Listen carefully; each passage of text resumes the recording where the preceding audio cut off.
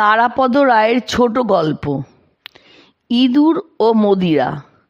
চঞ্চল পাঠিকা এই বিদ্যাবুদ্ধির এরকম অপ্রাকৃত এবং খটমটে শিরোনাম দেখে চট করে পাতা উল্টিয়ে দিও না।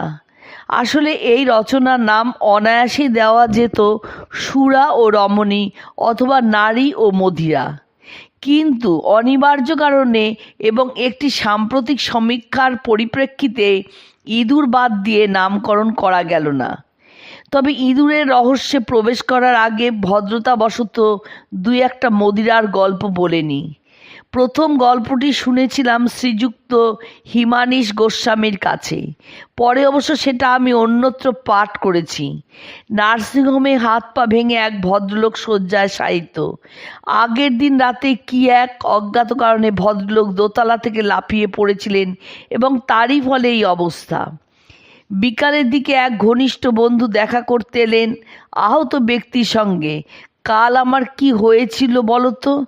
আহত ব্যক্তি বন্ধুকে প্রশ্ন করলেন। বন্ধুটি বললেন, আর বলিস না, সাংঘাতিক ব্যাপার। সেই যে আমরা তোর জন্মদিন উপলক্ষে তোদের গাড়ি বারান্দার ছাদে বসে সন্ধ্যা রাত থেকে কয়েকজন মিলে কয়েক বোতল মদ খেলাম। আহত ব্যক্তি একটা দীর্ঘশ্বাস ফেলে বললেন, আরে সে পর্যন্ত আমার মনে আছে, কিন্তু তারপর পড়লাম কি করে, কোথায় পড়লাম? বন্ধুটি বললেন, তুই তো নিজে থেকেই নিজের দোষে পড়লি। রাত 12টার সময় তুই বললি যে আমি এবার পাখির মতন উঠতে পারবো। এই জন্মদিন থেকে ভগবান আমাকে একটা নতুন ক্ষমতা দিয়েছেন। আজ থেকে আমি ইচ্ছে করলেই পাখির মতো উঠতে পারবো। আহত ব্যক্তির কিছুই মনে নেই। সে চোখ গোল গোল করে বলল, সর্বনাশ। তারপর আর কি? বন্ধুটি বললেন, তুই উঠতে পারবি শোনামাত্র মানিক আর বলাই বাজি রাখলো যে তুই কিছুতেই উঠতে পারবি না। কোনো মানুষ কখনো উঠতে পারে না। এই শুনে তুই খেপে গেলি। সঙ্গে সঙ্গে গাড়ি বারান্দার কার্নিশে উঠে দুই দিকে দুটো হাত ছড়িয়ে পাখির মতো উঠতে গিয়ে নিচে ধপাস করে পড়ে গেলি। আহত ব্যক্তি অনেকক্ষণ ফ্যাল ফ্যাল করে বন্ধুর দিকে তাকিয়ে রইলেন। তারপর ক্ষীণ কণ্ঠে বললেন, কিন্তু তুই তো ছিলি সেখানে, তুই তো আমাকে বাধা দিতে পারতিস। বন্ধুটি অধবদনে স্বীকারোক্তি করলেন, কি আর বলবো, আমি তো নিজেও ভেবেছিলাম যে তুই নিশ্চয়ই উঠতে পারবি। তোর ওড়ার উপরে আমিও তো 50 টাকা বাজি রেখেছিলাম। দ্বিতীয় গল্পটি আমাকে বলেছিলেন এক পুলিশের দারোগা সাহেব একদিন রাত 12টার সময় থানায় ফোন পেলেন। এক খ্যাতনামা অভিনেতা তাকে ফোন করছেন, আমার গাড়ি রাস্তায় রেখে আমি একটা অমুক হোটেলে গিয়েছিলাম, এখন সেই হোটেলের থেকেই ফোন করছি, ভীষণ ব্যাপার হয়েছে। দারোগা সাহেব ভাবলেন গাড়ি নিশ্চয়ই চুরি হয়েছে, হামেশাই হয়। সুতরাং জিজ্ঞাসা করলেন, আপনার গাড়িটা রাস্তায় নেই?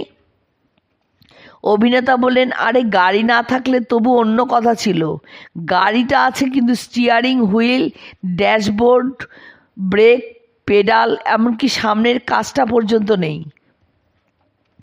দারোগা সাহেব তার চাকুরি জীবনে অনেক রকম চুরির কথা শুনেছেন। এটা একটু বেশি অভিনব বলে মনে হলো তার। তিনি বললেন, ঠিক আছে, আপনি ওখানে থাকুন, আমি আসছি। কিন্তু দারোগা সাহেবকে যেতে হলো না। তিনি বেরোতে যাচ্ছেন এমন সময় বিখ্যাত অভিনেতা টলতে টলতে থানার মধ্যে ঢুকলেন। দারোগাবাবু, কিছু মনে করবেন না, আপনাকে অযথা বিরক্ত করেছি। আমার গাড়ির সব কিছু ঠিকঠাক আছে, কিছুই চুরি যায়নি। ভুল করে পিছনের সিটে গিয়ে বসেছিলাম, তাই ওরকম মনে হয়েছিল। ফোন করে ফিরে এসে সামনের সিটে বসতে সব ঠিকঠাক হয়ে গেল। মদের এই প্রভাব এ কি শুধু মানুষদের উপর? অন্য জীবজন্তুর সঙ্গে মদের কি সম্পর্ক? ঘোড়াকে রাম খাওয়ালে বেশি ছোটে, এ তো পুরনো কথা। মদ খেলে কুকুরও মাতাল হয়, এ আমার স্বচক্ষে দেখা। একবার আমার একটা কুকুর রাস্তায় গাড়ি চাপা পড়তে পড়তে বেঁচে যায়। বিশেষ চোট লাগেনি, কিন্তু মৃত্যু ভয়ে মুহ্যমান হয়ে পড়েছিল। সামনের বাড়ির এক ভদ্রলোক দয়াপরবশ হয়ে তাকে নিজের বরাদ্দ থেকে 2 আউন্স হুইস্কি চামচে করে খাইয়ে দিয়েছিলেন। কয়েক সেকেন্ডের মধ্যে কুকুরটি চাঙ্গা হয়ে উঠল এবং রাস্তায় ছুটে গিয়ে সমস্ত গাড়িকে তাড়া করতে লাগলো। সেদিন বহু কষ্টে তাকে দ্বিতীয়বার চাপা পড়ার হাত থেকে আমরা রক্ষা করতে পেরেছিলাম। কুকুর বা ঘোড়া নয়, সামান্য ইঁদুরের উপর মদ নিয়ে গবেষণা করেছেন এক মার্কিন মনস্তত্ত্ববিদ, প্রফেসর গেলর্ড এলিসন। এলিসন সাহেবের গবেষণা কোনো ভুয়ো বা ফাঁকা ব্যাপার নয়। এই গবেষণার ফলশ্রুতি নিউ ইয়র্ক টাইমসের মতো সংবাদপত্রে বিশদভাবে বেরিয়েছে। এলিসন সাহেব দেখতে পেয়েছেন যে যদি মদ ঠিকমতো সরবরাহ করা হয় তবু ইঁদুরের মধ্যে কিছু সংখ্যক কখনোই মদ খাবে না, বাকি কিছু সংখ্যক অল্প স্বল্প মদ খাবে, আর অল্প কিছু ইঁদুর যাকে বলে অ্যালকোহলিক অর্থাৎ পুরোপুরি মদ্যপ তৈরি হবে। এর একটা হিসেবও দিয়েছেন অধ্যাপক এলিসন। শতকরা 10 ভাগ মদ্যপ, শতকরা 25 ভাগ মদ স্পর্শ করে না, বাকিরা সময় সুবিধা মতো পরিমিত পান করে। সবচেয়ে মজার কথা, মানুষের সমাজের মদ্যাসক্তির ভাগাভাগিটা প্রায় একই রকম। পরিমিত মদ্যপায়ী ইঁদুরেরা সাধারণত পান আরম্ভ হয় নৈশাহারের 2 ঘন্টা আগে। নৈশাহারের পরে তারা জল ছাড়া কোনো পানীয় খায় না। অবশ্য ঠিক ঘুমোতে যাওয়ার আগে আর কেউ কেউ আরেকটু মদ খায়। সবচেয়ে আশ্চর্য ব্যাপার মদ্যপ ইঁদুরেদের নিয়ে, তাদের স্বভাব চরিত্র আচার আচরণ ঠিক মদ্যপ মানুষদের মতোই। এই অ্যালকোহলিক ইঁদুরেরা সকাল থেকে মদ্যপান শুরু করে, যতদিন গড়াতে থাকে তারাও মদ খেয়ে যায়। এরা অধিকাংশ খুব আলসে, এদের ঘুম ভালো হয় না। তার চেয়ে বড় কথা, অন্য ইঁদুরেরা এদের মোটেই সম্মান বা গ্রাহ্য করে না। যেসব ইঁদুর মদ খায় না বা পরিমিত মদ্যপান করে, ইঁদুর সমাজে তাদের বেশ সম্ভ্রমের সঙ্গে দেখা হয়। ইঁদুরের কথা আর নয়, মানুষের কথায় আসি। আরম্ভে সুরা ও রমণীর প্রতিশ্রুতি দিয়েছিলাম, সেখানেই আসছি। অমর খৈয়াম এক স্বপ্ন সম্ভব পুষ্পকুঞ্জের কথা বলেছিলেন। সেখানে খাদ্য ও কাজ, সাক্ষী ও সুরা সবই ছিল। দুঃখের বিষয়, এই নিতান্তই পদ্যের পৃথিবী, মানুষের জীবনে এসব একসঙ্গে জোটে না। এক বিদেশি পানশালার কথা মনে পড়ছে। সেখানে এক বেয়াক্কেলে মদ্যপের সঙ্গে আমার ক্ষীণ পরিচয় হয়েছিল। একদিন দেখি সে শুকনো মুখে বসে আছে। আমি সহানুভূতি দেখাতে তার পাশে গিয়ে বসলাম। কি হলো, কি হয়েছে জানতে চাইলাম। সে যা বলল সাংঘাতিক। আগের রাতে একজনের কাছে 1 বোতল হুইস্কির জন্য তার বউকে বেচে দিয়েছে। আমি তখন বললাম, তাহলে এখন বউয়ের জন্য অনুশোচনা হচ্ছে?